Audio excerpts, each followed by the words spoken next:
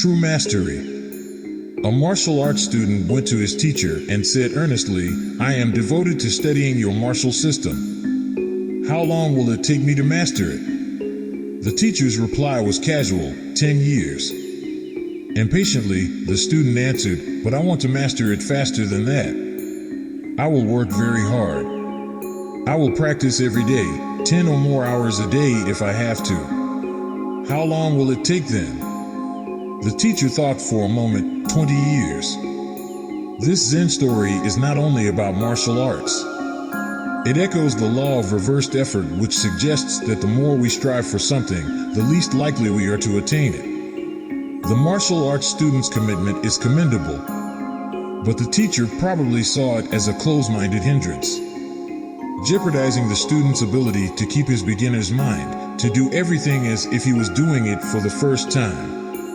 Moving to a new town. Two men visit a Zen master.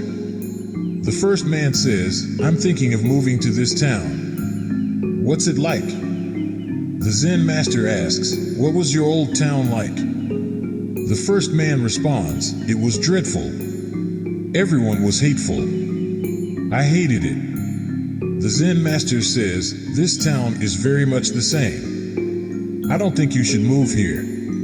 The first man leaves and the second man comes in. The second man says, "I'm thinking of moving to this town. What's it like?" The Zen master asks, "What was your old town like?" The second man responds, "It was wonderful. Everyone was friendly and I was happy. Just interested in a change now." The Zen master says, "This town is very much the same. I think you will like it here." This Zen story plays with the idea of karma. Whatever happens to someone is the result of their own actions. We may travel halfway around the world in the hopes of escaping a life we loathed. What we will find instead is that we bring this life with us wherever we go. Thankfully, this is also true for the positive, and that happiness might indeed be a choice. Undivided attention. The Bodhisattva's, person on the path to enlightenment, way is called the single-minded way, or one railway track thousands of miles long. The railway track is always the same. If it were to become wider or narrower, it would be disastrous. Wherever you go, the railway track is always the same. That is the Bodhisattva's way. So even if the sun were to rise from the west, the Bodhisattva has only one way. His way is in each moment to express his nature and his sincerity. We say railway track, but actually there is no such thing. Sincerity itself is the railway track. The sights we see from the train will change, but we are always running on the same track. And there is no beginning or end to the track, beginningless and endless track.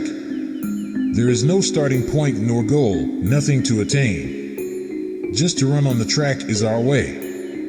This is the nature of our Zen practice. But when you become curious about the railway track, danger is there. You should not see the railway track.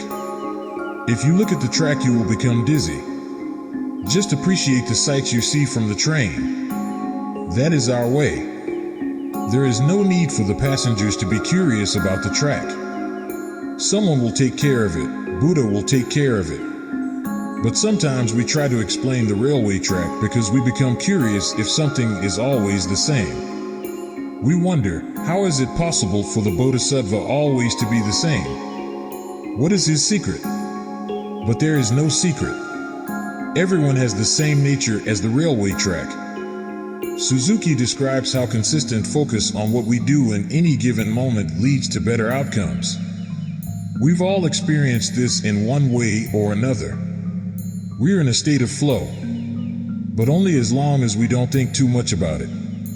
If you play an instrument, you know what happens when you start second-guessing your ability to play a difficult passage. The same happens during public speaking when we suddenly become hyper-aware of our audience and how they might judge us. So to keep the eternal flow, don't try to explain it.